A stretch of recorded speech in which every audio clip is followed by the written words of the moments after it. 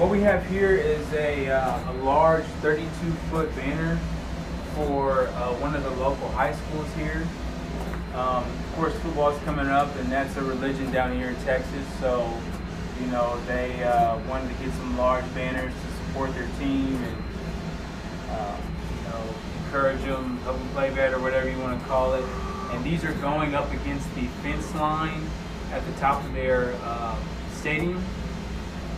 One thing we like to do is put grommets in all of our banners, so it makes it easier for the customer to hang them up and have something to tie to.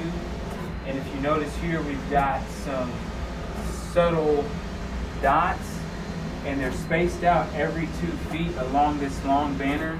And that's just a marker for the production guys or whoever's putting the grommets in to know where to punch the hole and stick that grommet. And then we've got a simple cut line here. It's supposed to be 3 feet high, so I've got a little bit of extra bleed, but yeah, for the most part, banners, I really like them. They're easy to do. They're pretty simple. The dry time is very minimal. As soon as this is done, I can take it outside and hang it up and walk away, and it's finished.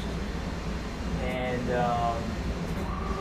you know, they're just fun to do, and yeah. So the logo that's printing out right now, was it supplied to you, or did you have to duplicate it? No, a reference image was supplied. This is their mascot. It's a bulldog.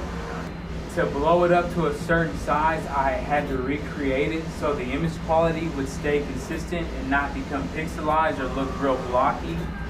So once we blew that up, I was able to change the colors. This was originally, everything in blue was black and everything in gray was white. So I was able to go in and change the colors according to the customer's request. They wanted a blue outline with gray and then a little bit of red there in the mouth. So I'm assuming those are the school colors? Yes. Yeah.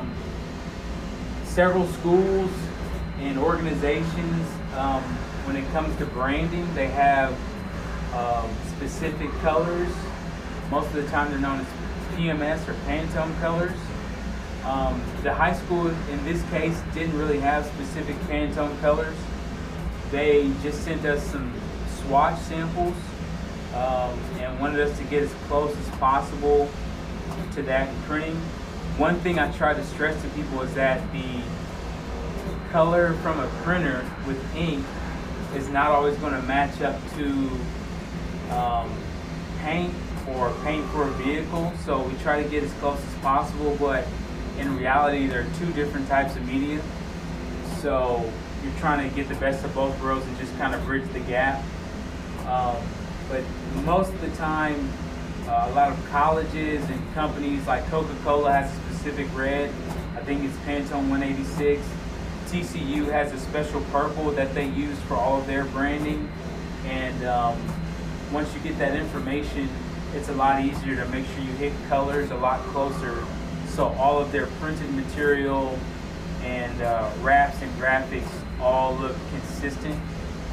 And yeah, anybody out there who is rebranding, I would encourage you to get a brand guide and pick specific colors so you're not having to go through these issues of trying to make sure you get the right color red or right color green to make your logo pop. But or they could call you. That's true too. Yeah, I'm always more than happy to help them out. I enjoy doing it. I know some people it's a task, but you know, I really enjoy this kind of stuff. For me, this is a blank canvas that, you know, I get to put some artwork on, even though it's somebody else's artwork. I get to say, hey man, I got to help contribute to that school and help them get their name out there, help them do something cool for their football team or what have you. So yeah, and I enjoy a challenge. You know, I know there's a lot of unique situations out there when it comes to what you can and cannot do, but yeah, it's just really cool, man, this whole industry, and that's why I'm a part of it. I plan on being a part of it for years to come. So essentially with this graphic, they gave you a reference, but you made it unique to their organization. Right. Yeah. Um, Again, they really wanted to, you know, um, emphasize the bulldog. You know, it's an aggressive mascot. I think they're pretty cool, so they wanted it pretty big.